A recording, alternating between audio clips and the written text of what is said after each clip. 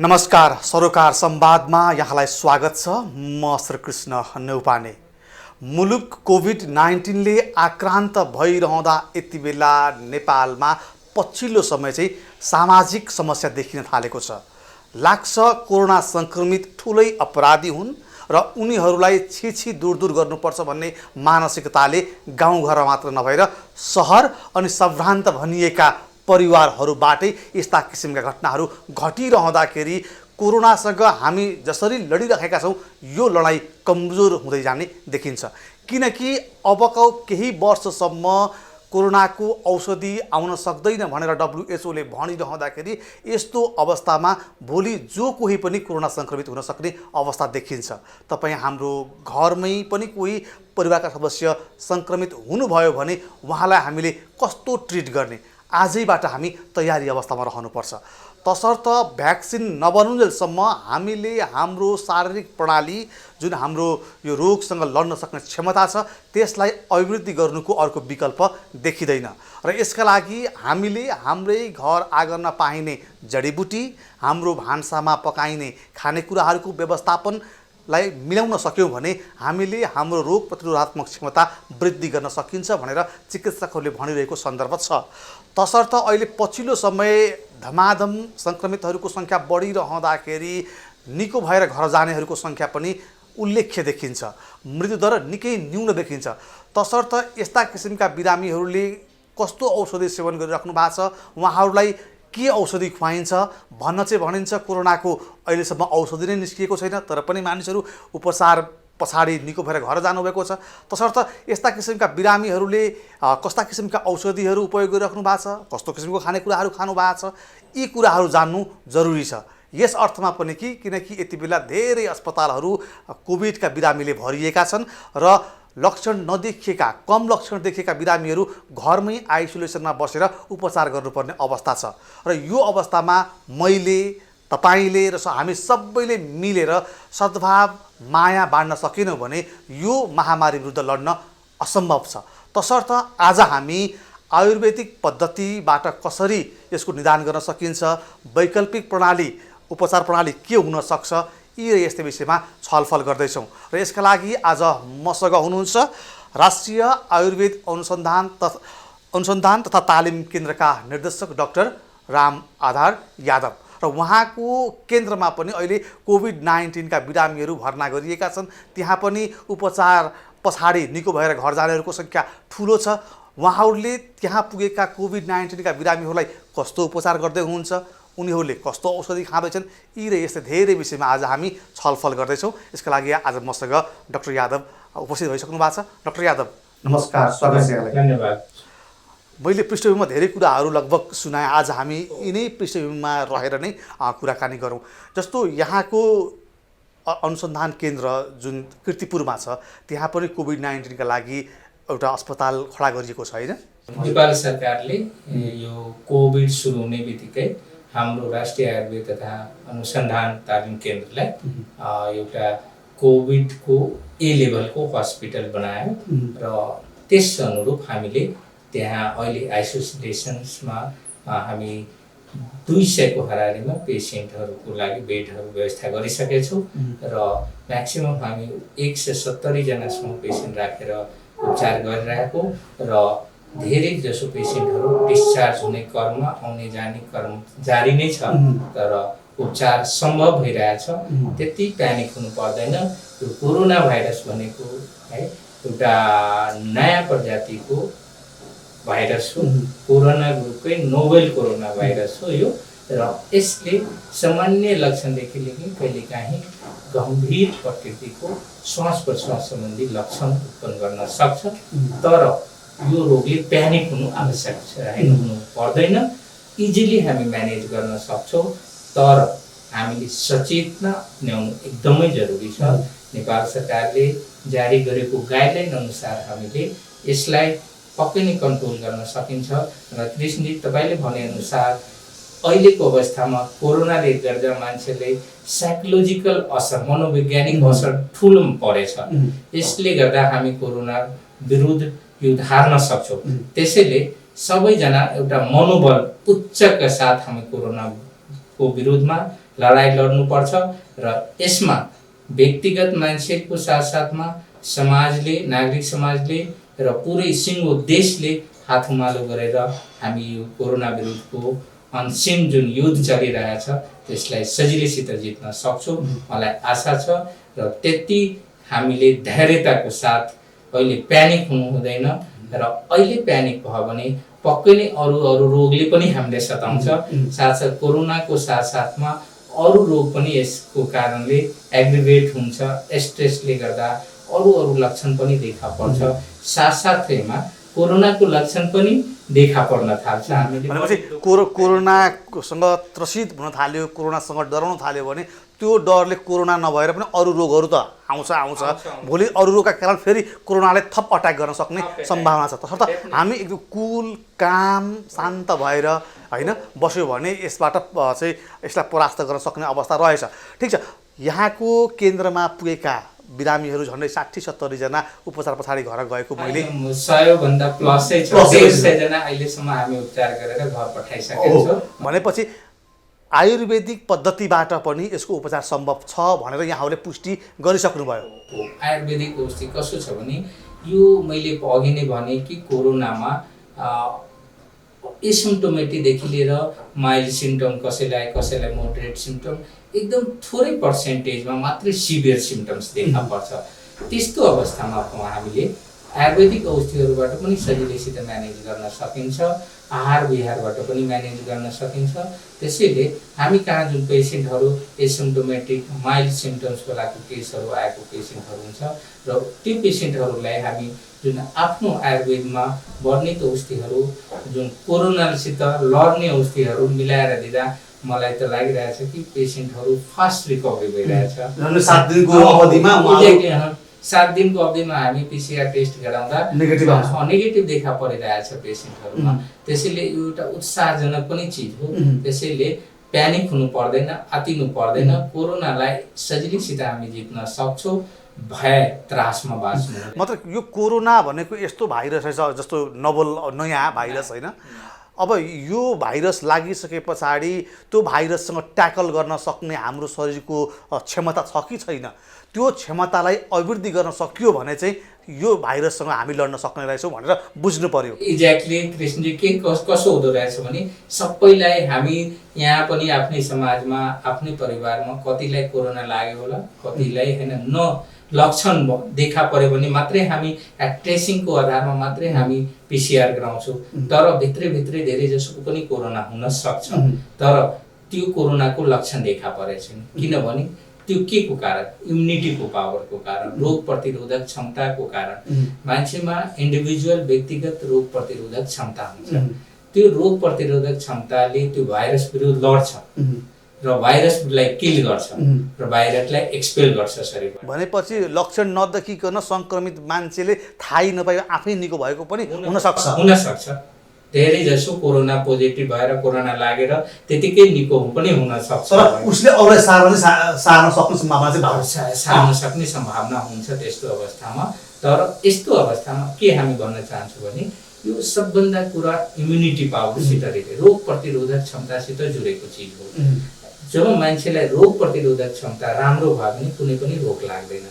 त्यसैले यस्तो अवस्थामा हामीले रोग प्रतिरोधक क्षमता कसरी बढाउने, के आहार विहारबाट रोग प्रतिरोधक क्षमता बढाउने, कुन खानेकुराबाट रोग प्रतिरोधक क्षमता बढाउने, कुन आयुर्वेदिक जडीबुटीहरू खाएर रोग प्रतिरोधक क्षमता बढाउने, चेतनातर्फ हामीले सोच्नु आवश्यक छ। ल, आज यसैमा हामी बृहत छलफल गरौँ। जस्तो हामीलाई अहिले दूरदराज पहाडमा गाउँमा हामीलाई हेरिरहने दर्शकहरूसँग यो अस्पतालको एक्सेस नहोला, कीर्तिपुरसम्म आउन सक्ने चाहिँ यहाँ अवस्था अहिले बन्द छ, जतासुकै चाहिँ हामीले निषेधाज्ञा जारी गरेका छौँ। यस्तो अवस्थामा उहाँहरूकै घर आँगनमा पाइने कस्ता किसिमका खाद्यान्न चाहिँ उहाँहरूले उपभोग गर्नुभयो भने उहाँहरूको रोग प्रतिरोधात्मक क्षमता चाहिँ बढ्थ्यो होला। पक्कै नै होइन। हाम्रै भान्सामा पाइने धेरै यस्तो जडीबुटीहरू छ, हाम्रै करेसबारीमा पाइने धेरै यस्तो जडीबुटीहरू छ। त्यो जडीबुटी प्रयोग गरेर हामी रोग प्रतिरोधक क्षमता बढाउन सक्छौँ।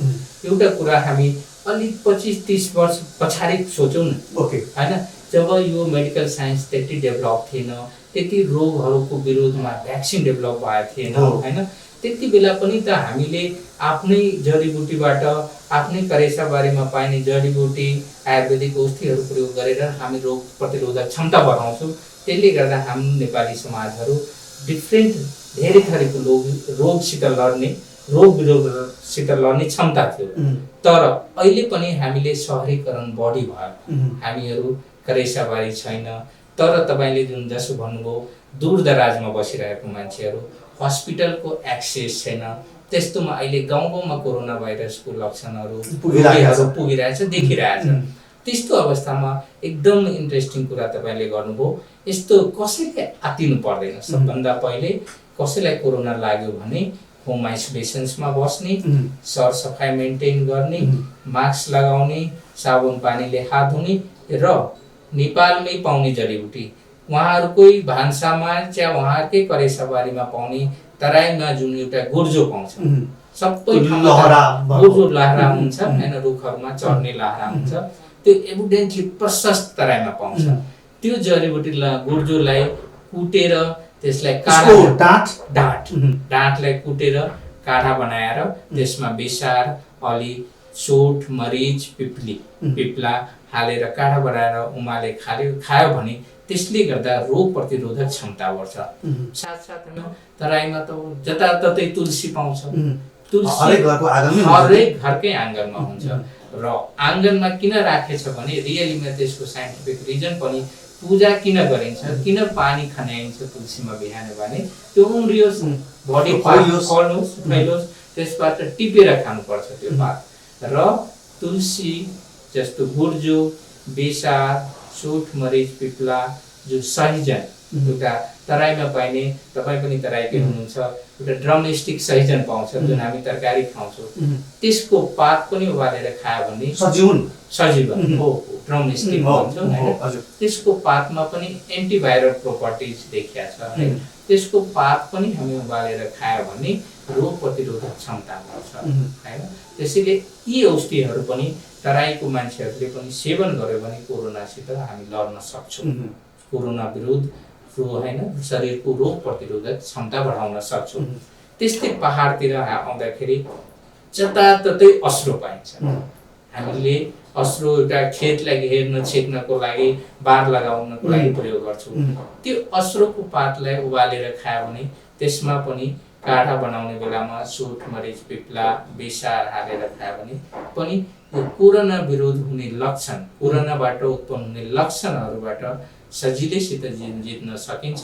र यो अश्रु एउटा यस्तो चिज हो कि श्वास कास मेन लक्षण जुन कोरोनामा देख्ने लक्षण नै ज्वरो 100 डिग्री फारेनहाइटसम्म भन्दा बढी प्लस कास हुन्छ भने खोकी लाग्छ।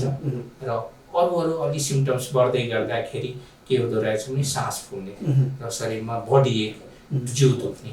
तर यो अश्रु सेवन गर्यो भने, त्यसको उबालेर सेवन गर्यो भने अश्रुको पातलाई बेसार, मरिच, सोठ अलि हालेर यो सबै मिलाएर काढा बनाएर खायो भने खाउकी पनि लाग्दैन, साससित रिलेटेड पनि सिम्टम्स हुँदैन र बिस्तारै ग्रेजुअली ज्वरो पनि हुँदै जान्छ। र यसमा इन्ट्रेस्टिङ कुरा के हुन्छ भने कहिलेकाहीँ जुन हामी सिभियर सिम्टम्स हुँदा कुनै पेसेन्टमा गन्ध थाहा नपाउने, लस अफ स्मेल हुन्छ, त्यस्तोमा पनि योहरू हामीले प्रयोग गर्यो भने विदिन 4-5 डेजमा एटोमेटिक यस्ता सिम्टम्सहरू कम हुँदै जान्छ। अब यो कोरोनाले अलिकति बढी चाहिँ वृद्धलाई र बालबालिकालाई अलिक बढी चाहिँ असर गर्छ यो अर्थमा पनि भनिएको होला, किनकि उहाँहरूको रोग प्रतिरोधात्मक क्षमता कमजोर हुन्छ, त्यसर्थ यसले अलिक बढी उहाँहरूलाई चाहिँ अट्याक गर्छ भनिरहँदाखेरि त्यस्तो बिरामीहरूलाई अथवा त्यो उमेर समूहका लागि चाहिँ हामीले कसरी ट्रिटमेन्ट गर्ने, कसरी हेरचाह गर्ने त्यो वर्गलाई? अब यसो छ कि हाम्रो नेपालमा यो कोरोनाका साथसाथमा जीवनशैलीसित जोडेको रोगहरू धेरै छ, लाइफस्टाइल डिजिज धेरै छ। जस्तै धेरै जसोलाई सुगर पेसेन्टहरू धेरै भयो, डायबिटिज पेसेन्टहरू हैन, अनि यो प्रेसरको पेसेन्टहरू, किडनीको पेसेन्टहरू, क्यान्सरको पेसेन्टहरू, यो सबै लाइफस्टाइल डिजिजबाट सफ्रिङ रोगहरू। अब यस्तो केसमा के हुँदो रहेछ भने हामीले रोग प्रतिरोधक क्षमता त्यतिकै कम हुन्छ। त्यस्तो बिरामी छ। अब हामी डायबिटिजको कुरा गरौँ, डायबिटिज पेसेन्टहरूमा रोग प्रतिरोधक क्षमता कम हुन्छ। हामी भन्छौँ कि एड्स जस्तै हरेक सिस्टमलाई उइक पार्ने रोग पनि एउटा सुगरको रोग हो, डायबिटिज हो। त्यस्तो रोगीहरूमा एकदमै रोग प्रतिरोधक क्षमता कम हुन्छ। एउटा घाउ भयो भने पनि निक्लाउन धेरै समय लाग्छ, किनभने त्यसको जुन सेनाहरू हुन्छ नि, जो न्युट्रोफिल भन्छौँ, फर्स्ट लाइन अफ सेना हुन्छ, त्यो शिथिल भइहाल्छ सुगरको पेसेन्टहरूमा। र त्यस्तो बिरामीहरूमा सुगरको औषधिको साथसाथमा हामीले यो जुन आयुर्वेदिक औषधिहरू जुन भनेछौँ, इभन जुन सुगरको पेसेन्टहरूमा गुर्जो भनेछ, आम्ला भनेछ है, बेसार भनेछ, यसले रोग प्रतिरोधक क्षमता बढाउँदो रहेछ। त्यसैले साथसाथमा आम्ला र बेसार सधैँ सेवन गर्नुपर्छ यस्तो रोगीहरूले इम्युनिटी पावर बढाउनको लागि। अमला र बेसार द्याट इज बेस्ट इम्युनोमोडुलेटर ड्रग हुन्छ, इम्युन सिस्टमलाई एन्हान्स गर्छ। र यस्तो रोगीहरूले समय समयमा एउटा न्युट्रिसनल सप्लिमेन्टेसन्सको रूपमा पनि सेवन गर्नुपर्छ। अहिलेको युगमा के छ भने अरू साथीहरूले अटालिन्छ मान्छेहरू, होइन मलाई यही आयुर्वेदिक औषधि होइन, एलोप्याथिक औषधि नै खानुपर्छ। म रिक्वेस्ट गर्छु उहाँहरूलाई, एलोप्याथिक औषधिको साथसाथमा यो आम्ला खाएर तपाईँले कहिले पनि नोक्सानी हुँदैन। घर आँगनकै तरकारी जस्तै फल बेसार त्यसै हो। तर यो सेवन गर्यो भने तपाईँको पक्कै नै रोग प्रतिरोधक क्षमता वृद्धि हुन्छ। त्यसैले यस्ता रोगीहरू पनि साथसाथमा यस्ता चिजहरू घरमा पाइने आम्ला भयो, बेसार भयो, तुलसी भयो, गुर्जो भयो, कन्टिन्युस रूपमा सेवन गरिराख्नुपर्छ। र त्यसले गर्दा रोग प्रतिरोधक क्षमता वृद्धि हुन्छ। र मलाई जस्तो लाग्छ यो सेवन गर्यो भने पक्कै नै अरू लाइफस्टाइल डिजिज पनि कम हुँदै जान्छ। यस्तो यो लाइफस्टाइल डिजिज त अब हाम्रो दिनचर्या, हाम्रो बाँच्ने शैली, हाम्रो खानपानको शैलीले गर्दाखेरि यी रोगहरू त भित्रिसके। तसर्थ अब नयाँ जेनेरेसनलाई हामीले जो यो रोगबाट अहिलेसम्म चाहिँ भेटिनु भएको छैन, उहाँहरू आक्रान्त हुनु भएको छैन, अब यो वर्गलाई हामीले कसरी सचेत गराउने, तपाईँ एकजना चाहिँ डक्टरको हिसाबले उहाँहरूलाई सल्लाह के छ तपाईँको? अब यस्तो छ, कोभिडको सम्बन्धमा कुरा गर्दा अब यो हामीले नेपाल सरकारको यो कोभिड कस्तो रोग हो भने भेरी हाइली कन्टाजियस डिजिज हो। सर्ने, एकअर्कोमा सर्ने, जस्तो रुगाखोकी एकजनालाई भयो भने घरमा सर्छ नि सबैलाई, त्यस्तै त्योभन्दा बडी त्योभन्दा बडी कन्टाजियस डिजिज हो। र यो डिजिज होइन साथ बस्नाले, एउटै वस्त्र धारण गर्नाले, होइन तपाईँले मैले लगाएको कपडा अरूले लगाइदियो भने पनि सर्न सक्छ। एकसाथ खानाले, सुत्नाले, यो कन्टाजियसको कन्टेक्स्टमा आयुर्वेदले एक्सप्लेन गरेछ है कि यस्तै यो क्रियाले गर्दा यो भाइरसहरू सर्ने गर्छ। सेम अहिले पनि हामी नेपाल सरकारले गाइडलाइन, चाहे WHO ले गाइडलाइन त्यस्तै भनेछ, भिडभाड नगर्ने, एकसाथ नसुत्ने। कोभिड भनेपछि एकसाथ सुत्नु भनेको कोभिडको पेसेन्टहरूको संसर्गमा नजाने। त्यसैले अलिकति सोसल डिस्टेन्सिङ मेन्टेन गर्नु। तर जस्तो मैले माफ गर्नु रोकेँ, जस्तो कसैले चाहिँ अब कोरोना सङ्क्रमितले छोएको ढोका हुन सक्ला, अथवा धारा हुन सक्ला, अथवा उसले उपयोग गरेको ग्लास हुन सक्ला, त्यो पनि नछुनु भन्ने कुरा छ। त्यतिसम्म हो कि होइन? अब त्यतिसम्म त हुँदैन होइन, तर उसले उगारेको ढोका अर्कोले गरेर खोल्यो भने त्यो ढोकाबाट पनि सर्छ भन्ने होइन त्यति। तर यसो हुँदो रहेछ, त्यो पेसेन्टले त्यहाँ खोक्यो भने त्यहाँ ड्रपलेटहरूले गर्दा भाइरस सर्छ। टचै गर्दैमा छुँदैन होइन, तर यो ड्रपलेटले गर्दा सर्ने गर्छ। अब त्यो पेसेन्टहरूले त्यहाँ ठुलो सास लियो होला, खोक्यो होला, त्यो ड्रपलेट त्यहाँ बस्छ होइन। त्यसबाट हामीले छुयो भने हामी मुख हात छुँदै गर्छौँ, मान्छेको बानी हुन्छ आँखा चिलाउने, मुख चिलाउँदै होइन, कुनै बेला हामी मुख छुन्छौँ, त्यसले गर्दा भाइरस एक्सेस पाउँछ एन्ट्री गर्न। भनेपछि अब हामीले अबका केही समय चाहिँ हाम्रो हातहरू एकदमै कन्सटेन्ट यो शरीरमा छुनु भएन। जबसम्म हामी चाहिँ साबुन पानीले धुँदैनौँ अथवा सेनिटाइज गर्दैनौँ, तबसम्म यो हातलाई हामीले कतै पनि छुनु भएन। यसो छ, राम्रो कुरा हो। हामीले कतै गयो त्यो पानी सुधार्नु पर्ने हो। पटक पटक हामी साबुन पानीले हात धुँदा राम्रो हैन। म त भन्छु सेनिटाइजर भन्दा पनि साबुन पानी नै बेस्ट। अल्कोहल बेस सेनिटाइजर त ठिकै हो, र तर पानी पायो, साबुन पानी पायो भने त्यो भन्दा उत्तम अरू उत्तम छैन। किनभने यसको सेनिटाइजरको आफ्नै साइड इफेक्ट हुन्छ। पटक पटक सेनिटाइजर युज गर्नुभन्दा साबुन पानीले हात धुनु नै बेटर हुन्छ है। र यो अल्कोहलले बढी गर्दा पनि हातको एलर्जी पनि हुन्छ।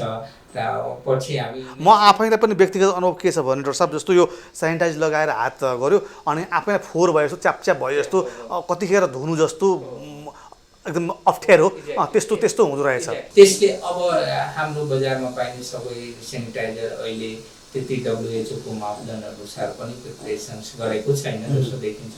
त्यसैले हामीले सकेसम्म साबुन पानी नै प्रयोग गर्दा बेस्ट हुन्छ। अब यो सेनिटाइजकै कुरा गर्दाखेरि पहाडमा अथवा तराईमा, गाउँमा, दूरदराजमा जहाँ सेनिटाइजर किन्न सक्ने क्षमता पनि नहुन सक्ला अथवा त्यहाँ सेनिटाइजरको पहुँच पनि नहोला, त्यस्तो अवस्थामा हामीले हाम्रा जडीबुटीबाट पनि सेनिटाइजर बनाउन सक्छौँ भनेर यहाँहरूले एकदम मार्मिक क्वेसन सोध्नुभयो यहाँले। सही कुरा हैन। यो जहाँ सेनिटाइजर पाउँदैन हैन, दूरदराज पहाडमा, तराईमा सबै ठाउँमा एक्सेस छैन त्यो हैन। हामीले त्यसो क्लोरिनेटेड झोलहरू हैन छर्किने व्यवस्था छैन। त्यहाँ पनि जस्तो तितेपाती छ, पहाडतिर त प्रशस्त पाउँछ, बाटोमै छ। तितेपातीको झोल बनाउने, त्यसैलाई पनि हैन छर्कियो भने पनि एउटा सेनिटाइजरको काम गर्छ, त्यो एन्टिसेप्टिकको काम गर्छ। त्यसले साथसाथमा तराईमा निम पाउँछ, प्रशस्तै निम छ, गोमूत्र छ हैन। त्यसलाई गोमूत्र पनि एन्टिसेप्टिक मानिन्छ। तर त्यसले भन्दा दुईटै मिक्स गरेर गर्यो भने पनि छर्कियो भने एन्टिसेप्टिक हुँदो रहेछ। र अर्को एउटा धुपन भनेको जस्तो धुप हुन्छ नि, तिल हुन्छ, जौ हुन्छ, जुन हामी पूजा गर्दा हैन हवन गर्दा हामी प्रयोग गर्छ।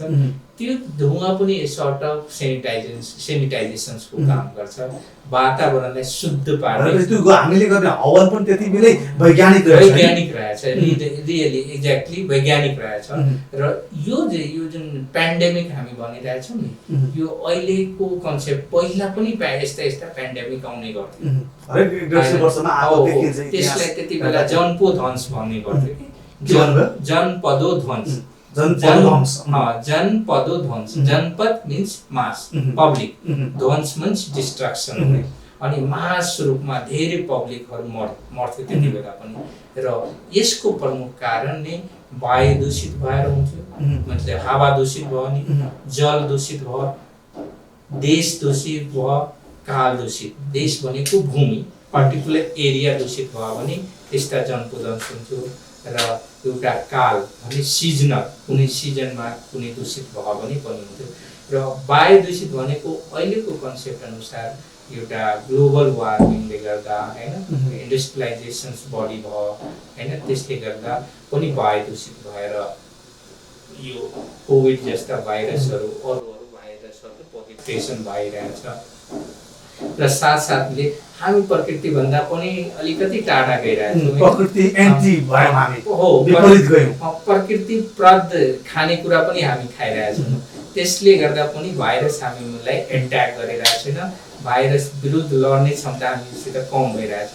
त्यस्तै जल दूषित हैन, जल पानी पनि दूषित भयो भने त्यस्ता खालको धेरै जनपदोध्वंसहरू पहिला पनि देखिन्थ्यो, अहिले पनि हैन ठाउँमा भने यो नयाँ यो कुनै केही होइन, यो इतिहासदेखि हुँदै आएको कुरा हो। फरक मात्रै नाम फरक भयो, यसको एउटा प्रकृति फरक भयो होला। अब ठिक छ, यो त आइसक्यो, यो महामारीसँग जुझ्नुको विकल्प पनि छैन हामीसँग हैन। तसर्थ अब यो अवस्थामा मानिसहरूसँग धेरै इन्फर्मेसन लिने माध्यमहरू छन्, धेरै इन्फर्मेसन लिनुहुन्छ, उहाँहरू प्यानिक भएको देखिन्छ, अलिकति मेन्टल डिसअर्डर भएको पनि देखिन्छ, किनकि धेरै इन्फर्मेसन भए पछाडि मान्छेहरूमा एक किसिमको विचलन देखियो।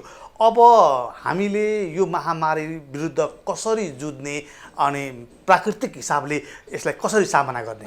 यसो छ, यो कोभिड भनेपछि अहिले मान्छेलाई फिजिकली मात्र होइन, सोसली होइन मेन्टल्ली इकोनोमिकली पनि यो डिप्रेस गरेछ है होइन। अब सोसली के भयो भने सोसल डिस्कार्डनेस भयो, कोभिड लाग्यो भने पनि होइन त्यसको घरलाई सिल्ड गरिदिने, कसैले उसित कुरा नगर्ने, एउटा सोसल हार्मोनी नै समाप्त गरिदियो। त्यसले गर्दा हामी कोभिडबाट जित्न सक्दैनौँ। उनीहरूलाई हौसला बढाउनु पर्छ, यो कोभिडलाई इजिली जित्न सकिन्छ भनेर हौसला बनाउनु पर्छ। तर हामीले अहिले समाजमा देखिरहेछौँ अरू कसैलाई कोभिड लाग्यो भने, सुरक्षा निकायलाई लाग्यो भने, चिकित्सकलाई लाग्यो भने, स्वास्थ्य कर्मीलाई लाग्यो भने, मिडिया कर्मीलाई लाग्यो भने पनि हाम्रो समाजले बहिष्करण गरेको देखिन्छ। तर त्यसले गर्दा हामी कोभिड विरुद्धको लडाइँमा कमजोर हुन्छौँ होइन। त्यस्तो कहिले कदापि गर्नु हुँदैन र हामीले धैर्यताका साथ उच्च मनोबलको साथ हामी यो कोभिड विरुद्धको लडाइँ लड्नुपर्छ। यो इजिली लड्न जित्न सकिन्छ। मात्रै कम पर्सेन्टेजमा मात्रै फेटलिटी हुन्छ, एकदम कम पर्सेन्टेजमा। 90 धेरै पर्सेन्ट म्याक्सिमम त मान्छे त इजिली निको भएर त गइ नै रहेछ। नेपालकै सन्दर्भमा हेर्ने हो भने पनि मृत्यु दर त 0.05। त्यही त हाम्रै आइसोलेसन्सको कुरा गर्दा, हाम्रै हस्पिटलको कुरा गर्दा त्यहाँ त मान्छेहरू हाँसी खेली बसिरहेछ, एक्सर्साइज गर्छ, योगा गर्छ, मान्छे आफै घरमा बसेर नाचगान गरेर टाइम बिताइरहेछ होइन।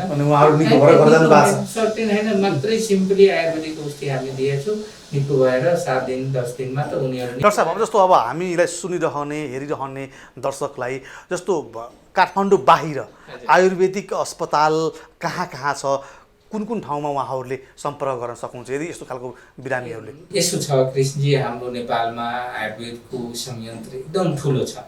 हरेक जिल्लामा, हरेक इभन त तपाईँको इलाकामा पनि हाम्रो आयुर्वेदिक औषधालयहरू छ, जिल्ला आयुर्वेद स्वास्थ्य केन्द्रहरू छ, आयुर्वेदिक अस्पतालहरू छ। त्यहाँ गएर पनि त्यहाँ चिकित्सकहरूलाई फोन मार्फत पनि सल्लाह लिन सक्नुहुन्छ सेवाग्राहीले कि यस्तो कस्ता हामी जडीबुटी खायो भने, आहार विहार मेन्टेन गर्यो भने हामी रोग प्रतिरोधक क्षमता बढाउन सक्छौँ। र यस्ता कुरा हाम्रो चिकित्सकहरू पनि उहाँहरूलाई सल्लाह दिनुहुन्छ। पक्कै नै ठाउँमै पुग्नु पर्दैन, फोन मार्फत पनि उहाँहरूले सल्लाह लिन सक्नुहुन्छ। उहाँले हाम्रो सेन्टरमा पनि फोन गरेर पनि सल्लाह लिन सक्नुहुन्छ। तर म यही रिक्वेस्ट गर्छु, प्यानिक हुनु पर्दैन, धैर्यताका साथ उच्च मनोबलको साथ बाँच्नुपर्छ। यो केही होइन, यो सजिलैसित हामी लड्न सक्छौँ। हामी होस खोयो भने, हामी डर्यो भने, यो विरुद्ध डर हुने बित्तिकै बडी डरायो भने इम्युनिटी पावर त्यतिकै कम हुन जान्छ र रोग प्रतिरोधक क्षमता हाम्रो जिउमा शरीरमा कम हुन्छ र त्यो रोगले एट्याक गर्छ। अनि एकचोटि संक्रमित भइसकेको व्यक्ति फेरि दोस्रो पटक पनि संक्रमित हुने सक्ने सम्भावना हुन्छ? हुँदैन। एकचोटि संक्रमित विरुद्ध एन्टिबडी डेभलप भइहाल्छ, त्यो संक्रमण हुँदैन, कम हुन्छ सम्भावना, कमै हुँदैन। अब डाक्टर साहब, तपाईँसँगको संवाद सुन्दाखेरि यो खासै केही पनि होइन जस्तो लाग्यो। म आफै पनि कन्भिन्स भएँ र सम्भवतः हामीलाई हेर्ने दर्शकहरू पनि एक किसिमको उहाँहरूले पनि मनोबल बढाइसक्नु भएको होला। तर यो हुँदाहुँदै पनि अहिले जसरी जिल्लामा निषेधाज्ञा एक किसिमले मुलुक ठप्प जस्तै छ होइन, जतासुकै चाहिँ अब अहिले काठमाडौँमै पनि तपाईँ चाहिँ सुनसान देख्नुहुन्छ। अब यो सबै चाहिँ किन भइरहेका छ? त्यसो हो भने यसो छ, यो हेर्नुहोस्, यो कस्तो छ यो भाइरस पनि। कुनै केस हामी छलफल गरौँ नि, एसिम्टोमेटिक हुन्छ, कसैलाई माइल्ड सिम्टम्स हुन्छ, कसैलाई सामान्य रुगाखोकी ज्वरो आए पनि इजिली 5-7 दिनमा रिकभर भइहाल्छ है। एकदम कम पर्सेन्टेजमा मात्रै सिभियर सिम्टम हुने, 1% मात्रै, त्योभन्दा पनि कममा है, त्यो पनि रिकभर हुन सक्छ। र थोरै भन्दा एकदम कम पर्सेन्ट फेटलिटीमा जान्छ है, मृत्युको शिकार हुन्छ। तर यो अहिलेको निषेधाज्ञा लकडाउनको स्थिति के भएको छ भने यो हाम्रो एउटा पाठ नै हो। हामी सोसल डिस्टेन्सिङ हामीले हाम्रो व्यवहार सुधार गर्नको लागि मात्रै हो। हामी खुल्ने बित्तिकै भिडभाड गर्छौँ र भिडभाडले गर्दा यो रोगहरू सर्छ बढी होइन, एकसाथ जमघटले बढी सर्छ। भेला गर्नु हुँदैन, जमघट गर्नु हुँदैन, भोज भतेर गर्नु हुँदैन, पार्टी गर्नु हुँदैन, सरसफाइ गर्नु हुँदैन। तर हाम्रो समाजको यस्तै हो, अलिकति उ भयो भने भिड गर्ने, बजार लगाउने होइन। अब गाउँतिर त बजार लाग्छ, हाट बजार लाग्छ, त्यहाँबाट पनि हामी सचेत रहनुपर्छ। सरकारले बाध्यतावश होइन एउटा पाठ सिकाउनको लागि, एउटा शिक्षाको लागि मात्रै यो निषेधाज्ञा जारी गरेछ। यसलाई अन्यथा लिनु हुँदैन। सरकार अहोरात खटिराखेछ कि यसलाई कसरी कन्टेन पार्ने, कसरी रोक्ने हो, प्रिभेन्सन गर्ने तर्फ एउटा पहल हो यो। अब अन्तिममा छौँ। अन्तिममा अब WHO ले हिजो मात्रै के भनेको छ भने 2 वर्ष लाग्छ यसको भ्याक्सिन आउनलाई। अब त्योभन्दा अगाडि पनि हुनसक्छ, तर पनि सरसर्ती अघिल्ला अनुभव हेर्ने हो भने 2 वर्षसम्म लाग्छ भनिरहँदाखेरि फेरि जहाँबाट यो भाइरस उत्पन्न भनिएको थियो वुहान भन्ने चीनको प्रान्त, त्यहाँ अहिले पार्टीहरू हुन थालिसके, स्विमिङ पार्टीहरू हुन थालिसके होइन। त्यहाँ एक किसिमले मान्छेहरू मास्क नलगाइकन र फिजिकल डिस्टेन्स पनि मेन्टेन गर्नुपर्ने अवस्था छैन, त्यहाँ निर्मूल भएको देखिन्छ। तसर्थ नेपालको सन्दर्भमा चाहिँ अब हामी 2 वर्षसम्म यस्तै दिनचर्यामा रहने कि हामीले कसरी आफूलाई चाहिँ अभ्यस्त बनाउने यो सुझावसहित कार्यक्रम सकिन्छ। यसो छ कृष्णजी, यो सबै चिजको सोलुसन प्रकृतिमा छ। यो एक दिन यो पिक हुन्छ, फेरि आफै हराएर जान्छ। प्रकृतिले त्यो विरुद्ध लड्छ र प्रकृतिले नै मान्छेमा त्यस्तो विरोध लड्ने क्षमता वृद्धि गर्छ, भाइरस विरुद्ध लड्ने क्षमता वृद्धि गर्छ। यस्ता मैले भने नि पहिला पनि यस्ता टाइपका पेन्डेमिकहरू, महामारी हुन्थे र आफै समयानुकूल कम हुँदै गएर पुरै समाप्नै हुन्थ्यो त्यस्ता। त्यसैले यस्तो अवस्थामा जबसम्म हर्ड इम्युनिटीको कुरा हुन्छ, एउटा जब भ्याक्सिनले एउटा हर्ड इम्युनिटी प्रदान गर्छ शरीरमा, तर यो अहिले भ्याक्सिन आउन त टाइम लाग्छ नेपालमा। त्यति बेलासम्म शरीरमा रोग प्रतिरोधक क्षमता त हामीले बढाउनै पर्छ र रोग प्रतिरोधक क्षमता भनेको आहार विहारबाट नै हुन्छ, हाम्रो जीवनशैलीबाट नै, खानपानको तरिका। तपाईँ हामी अब दिनमा सुत्नु हुँदैन, हामी दिनमा बढी सुत्यो भने पनि रोग प्रतिरोधक क्षमता कम हुन्छ हैन, एउटा हुन्छ नि हैन। त्यसैले कस्तो खाने प्राकृतिक हुनु पर्यो, प्राकृतिक कुन बेला कस्तो आहार गर्नु, खाना खानु पर्यो, कुन बेला सुत्नु पर्यो, त्यस्ता हामीले लाइफस्टाइलको बारेमा छुट्टै एउटा नियम बनाएको छ हैन। अब राति सुत्ने बेला समय हुन्छ भने दिनमा सुत्यो भने पनि रोग प्रतिरोधक क्षमता कम हुन्छ। त्यस्तै हैन, मन तातो पानी खाइराख्नु पर्यो, सरसफाइ राख्नु पर्यो, एक्सर्साइज गर्नु पर्यो, पोजिटिभ सोच्नु पर्यो र साथसाथमा आयुर्वेदिक औषधिहरू घर आँगनमै पाइने जडीबुटी जस्तो तुलसी मैले हामीहरूले छलफल गर्यो, गुर्जो हो, बेसार हो, अश्रो हो, दालचिनी हो है, जेठी मधु हो, यस्ता औषधिहरू जे पायो भने त्यो सबै होइन 2-4वटा पायो भने त्यसको काढा बनाएर चियाको फर्ममै पनि प्रयोग गर्यो भने रोग प्रतिरोधक क्षमता पक्कै नै बढ्छ। भनेपछि अबको हाम्रो विकल्प भनेको हामीले हाम्रो शरीरमा रहेको रोग प्रतिरोधात्मक क्षमता अभिवृद्धि गर्नुको विकल्प बाहेक अर्को छैन, अरू केही छैन।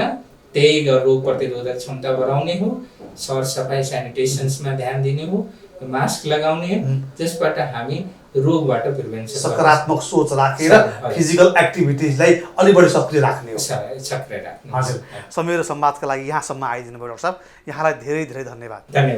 हजुर। सरोकार संवादमा आज हामीले पछिल्लो समय कोरोना भाइरसबाट सङ्क्रमित व्यक्तिहरूमाथि समाजमा भइरहेको छिछि र दूर यस्ता किसिमका व्यवहारले हामी जसरी कोरोनासँग लड्नुपर्ने हो त्यो अवस्थामा लड्न नसकिरहने पो हो कि भन्ने आशंका जन्मिएको छ। तसर्थ कोरोनासँग लड्नको लागि एक आपसको माया, सद्भाव र सहकार्यको खाँचो छ अनि यसका लागि हामीले हाम्रो शरीरमा रहेको रोगसँग लड्ने क्षमतालाई अभिवृद्धि गर्न हाम्रो दिनचर्या, हाम्रो जीवनशैली, हाम्रो खानपानको बानीलाई सुधार्नु पर्ने लगायतका विषयमा डाक्टर साहबले आज धेरै जानकारी दिनुभयो। हवस् त, आजको कार्यक्रम यहीँ सकिन्छ। म श्रीकृष्ण नेउपाने बिदा हुन्छु। नमस्कार।